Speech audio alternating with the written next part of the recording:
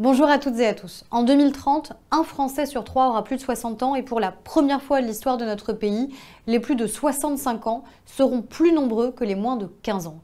C'est évidemment ensemble que nous devons relever ce choc, ce défi démographique et donc préparer dès maintenant notre société au vieillissement de la population. Cette révolution de la longévité, elle ne pourra pas se faire sans les professionnels qui travaillent au quotidien auprès de nos concitoyens qui en ont le plus besoin, dans le champ social, sanitaire, médico-social. Elle ne se fera donc pas sans vous, car vous êtes la condition indispensable pour que toutes ces réformes puissent se mettre en place. Je sais les difficultés de recrutement que le secteur connaît et le cercle vicieux qui s'installe entre les tensions de recrutement, la perte de sens dans vos métiers, le risque de dégradation des conditions de travail. Et nous devons briser ce cercle vicieux. Et je ne peux pas le faire seul, c'est bien une mobilisation générale qui doit exister pour renforcer l'attractivité de ces métiers, mieux les reconnaître, mieux les valoriser et donc évidemment mieux les rémunérer. Nous avons commencé à le faire et nous devons poursuivre pour recréer des vocations. Entre 2023 et 2026, dans le cadre de la Convention d'objectifs et de moyens de la CNSA, nous mobilisons 416 millions d'euros pour la formation, pour la professionnalisation, pour la modernisation de votre secteur et donc pour l'attractivité de vos métiers.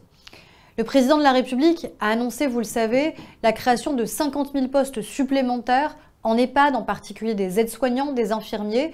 Nous en avons réalisé 3 000 l'an dernier et dès l'an prochain, ce sera 6 000. Nous doublons donc notre effort. Recréer des vocations, c'est aussi revaloriser les salaires de ces professionnels que vous êtes en première ligne.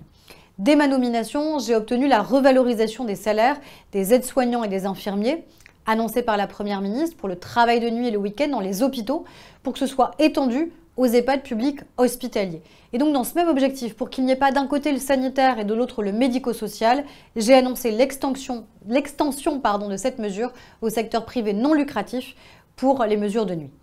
Parallèlement, vous le savez, nous avons des travaux en cours sur la Convention collective nationale unique de la branche de l'action sociale, la CCNUE, qui doivent améliorer la mobilité des professionnels en poste et rendre donc vos carrières plus attractives. L'État s'est engagé à financer les revalorisations sur les plus bas salaires. J'en appelle donc très sincèrement et solennellement à la responsabilité de tous les partenaires sociaux pour avancer. Vous le savez, des négociations, des concertations sont en cours. Nous devons impérativement et rapidement revaloriser les bas salaires. Parce que recréer des vocations, c'est aussi améliorer les conditions de travail au quotidien de tous les professionnels. À partir du 20 novembre prochain, la proposition de loi Bien vieillir va reprendre le cours de son examen à l'Assemblée nationale avec des avancées très concrètes.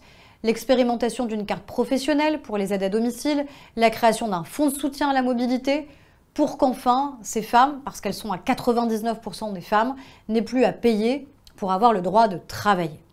Face aux réalités du terrain et dans une approche très pragmatique, nous devons évidemment faire aboutir enfin le plan de résorption des faisans fonctions pour améliorer, fluidifier, simplifier l'organisation du travail, mais surtout mieux accompagner, là encore, ces professionnels qui représentent quand même 15 à 20% des professionnels des établissements vers donc une meilleure qualification.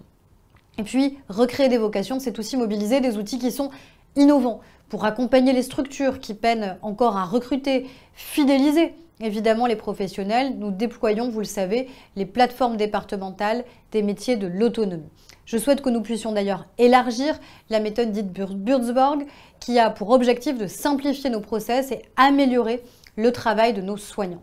Nous savons que cette méthode elle a de vrais résultats positifs sur les organisations de travail et donc autant l'élargir, autant aller plus loin. Je serai donc très attentive aux conclusions de vos rencontres puisque le rôle de la CNSA est pour moi absolument déterminant, je le dis devant Virginie Magnan, de manière à pouvoir recréer l'innovation, transformer le secteur de l'autonomie, recréer de la volonté, de la vocation dans les métiers qui sont les vôtres. Donc à très bientôt.